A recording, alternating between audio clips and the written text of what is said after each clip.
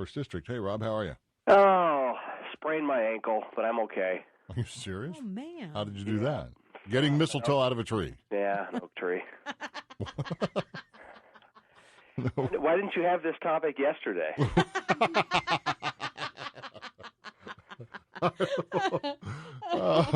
you both doing? Well, we're doing fine, Rob. Good. How's the campaign clicking along? Oh, it's great. We had another debate yesterday that was hosted by the League of Women Voters. It's going to be on local cable channels later this week, and announced a jobs plan at the top of the week on Monday at a great event. In fact, both I and my fellow candidate were invited to appear and talk about jobs at a Portland function, and I was the only one who showed up, and I was happy to have the chance to roll out a very aggressive jobs plan on how we can return employment back to a reasonable number here in Oregon. What do you see as the most, now that you've done some debates, what do you see as the most stark difference between you and your opponent?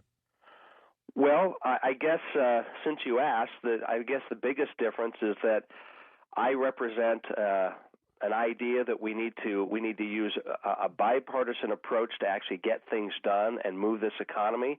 And I've laid out specific ideas of either those things that have been proposed that I support or those things that are not being talked about that I believe we need to work towards, whereas the other side is really just more of the same. Whether it's raising taxes or whether it's a WPA project, the types of things that we either can't afford right now or there's no details on how we're going to afford it. And so, you know, I don't come from the state legislature, as you know, Bob. My opponent does. She was a state senator and voted 98% of the time with her party. And I don't see how someone who does that in Salem will do anything different in Washington, D.C. And this party line loyalty is what's gotten us into this stalemate back in Washington, and thus things aren't happening to help Americans and specifically help Oregonians. Okay, let me ask you this, about Washington, D.C. and going in there. Right now, the congressional approval rating is 9%, which is even lower than tree fungus. And I'm wondering why anybody would want a job with a group of people that people despise as much as the U.S. Congress right now. Well, you have to remember, early in my professional career, more than almost 25 years ago, I used to work for the L.A. Clippers, Bob. So, you know, That's true. I've been there, you know. Yeah. He's unafraid. I guess you've at the same time been in these waters. Yeah. Well, you know, a lot of people said I was crazy to take that job because, you know, the Lakers are winning championships and we were playing in a rough part of town in a bad arena with a lousy team. Yeah. But I look at the alternative. If normal people don't go back to Washington and try to get things done, what is the alternative? It's just more of the same. It's, you know, with all due respect to perhaps some of your listeners, it's typical lawyers turned politicians running amok. Yeah. And that's not getting us anywhere. And people who've grown up into the system of climbing the political ladder, who think that the next rung on that ladder is to run and hopefully serve in Congress, I don't think that system's working for us. I think we need people. I have happened to have started a business 16 years ago in the area, been able to employ over that time 60 people. I've been assisting more than 500 people around the country in securing full-time jobs through the services our company provides.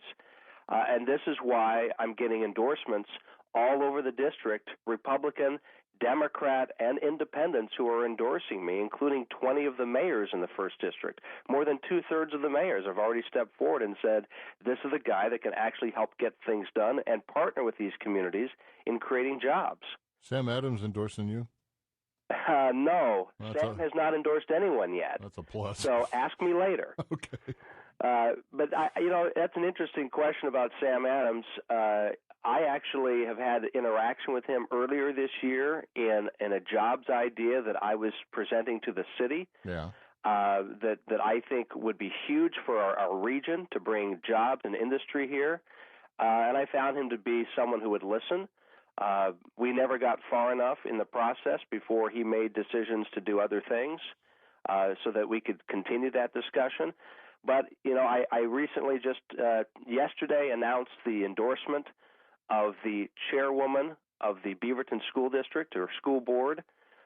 She has come out to say that she knows education, I know education, and she trusts me that I'm going to be a good working partner in Washington, D.C. to make sure that our kids have every opportunity they can, especially in this district. And I'm also pleased to tell you I've got the endorsement of the National Federation of Independent Business, which is the leading voice for small businesses in our country.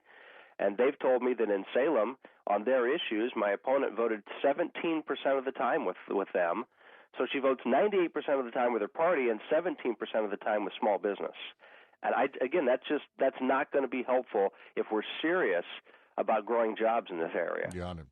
Rob, out of time, but we'll talk again, I'm sure. If I don't talk to you, Merry Christmas. And I'll bring you a bag of mistletoe. I love it. Thank you, sir. See you, boys. All right, Rob Cornilles.